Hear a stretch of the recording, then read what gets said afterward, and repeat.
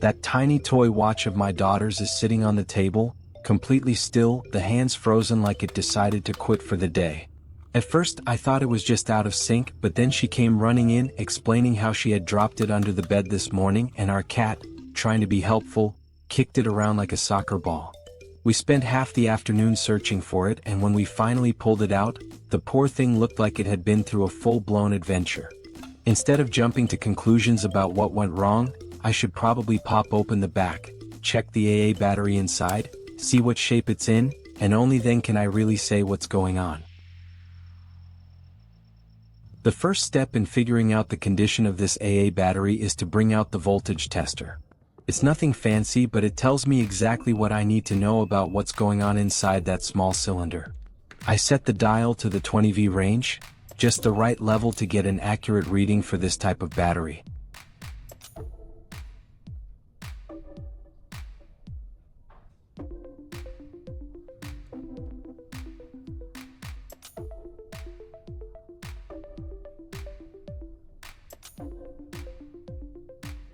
If you pay attention, you'll notice it right away, the meter barely moves. The voltage is so low it's as if the AA battery gave up long before we even checked. To avoid any mix-ups later, it's better to mark it right now. And I know some viewers might still have their doubts, wondering if the battery could really be that drained. So to keep everything transparent, I'm going to grab a fresh AA battery, one that hasn't been used at all, and test it as well.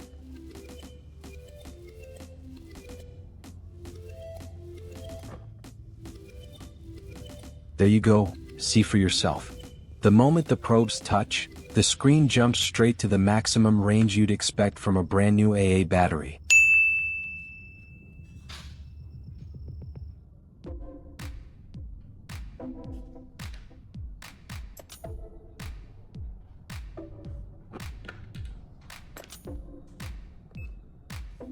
Right here I've got a bottle of multi-purpose oil, and before attempting any kind of recovery, the first step is to get this battery properly cleaned.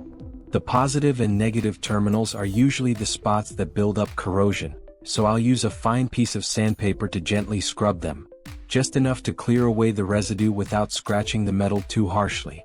For the body of the battery, a tissue with a touch of oil is all it takes to wipe off the dust and grime. Once the battery is cleaned the right way, it's almost like giving it a small reset, and the restoration process that comes after will have a better chance of working.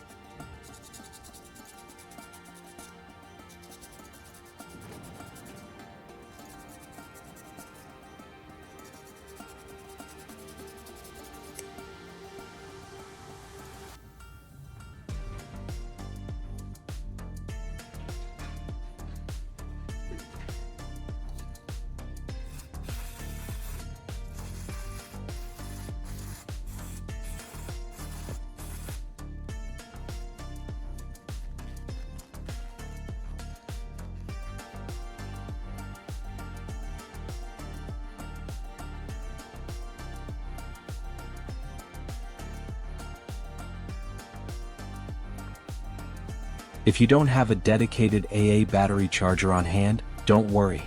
A simple workaround is to use an old phone charger that still works, preferably one with low output, just enough to recharge a drained AA battery. You just need to connect it carefully, minding the positive and negative terminals, and keep the current low. This way the battery can regain some life without the risk of overloading. Sometimes, these simple solutions turn out to be surprisingly effective compared to the specialized equipment we think we need. With this cable, I'm going to use the phone connector, splitting it into two separate wires to connect directly to the positive and negative terminals of the AA battery. This setup lets the current flow evenly through the battery and is simple and safe if you're careful with the terminals. Honestly, sometimes a little creativity with what's already around the house is all you need to get the job done without specialized equipment.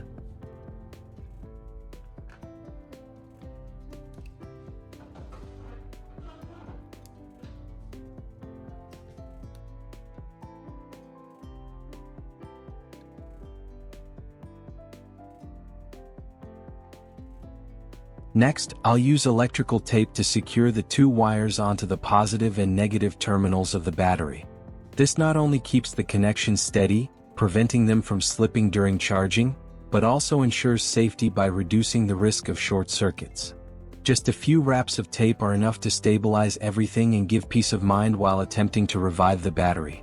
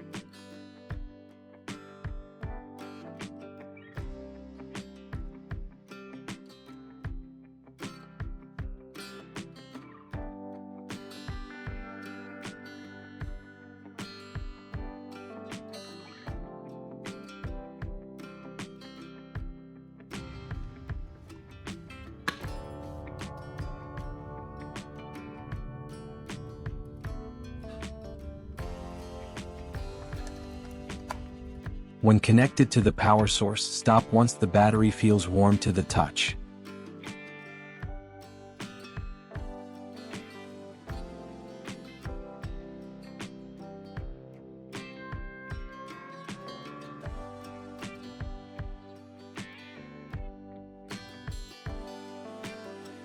Alright, I can now feel the battery warming up, a clear sign that current has flowed through it and it's starting to recharge.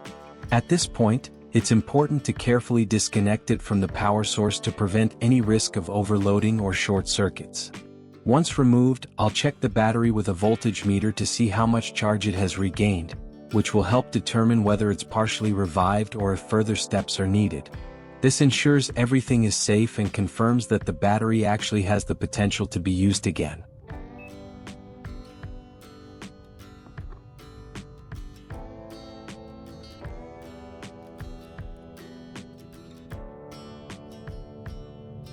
Although this battery can't store as much energy as it did when new, after the recovery process it's still perfectly usable for low-drain devices.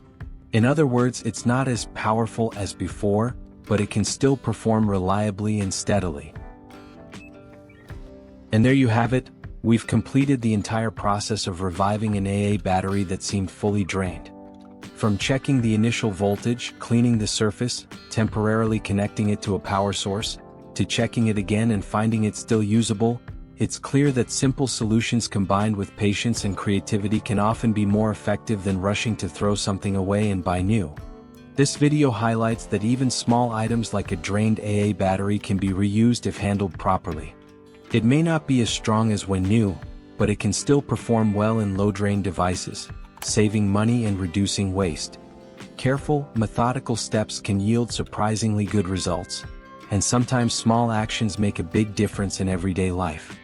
I hope this video provides both useful tips and encourages a mindset of making the most of resources around us. If you found it helpful, please like, share, and subscribe to the channel for more practical tips. That way, every battery and every item that seems disposable has a chance to come back to life and continue serving us, so long as we observe, care for, and apply the right approach.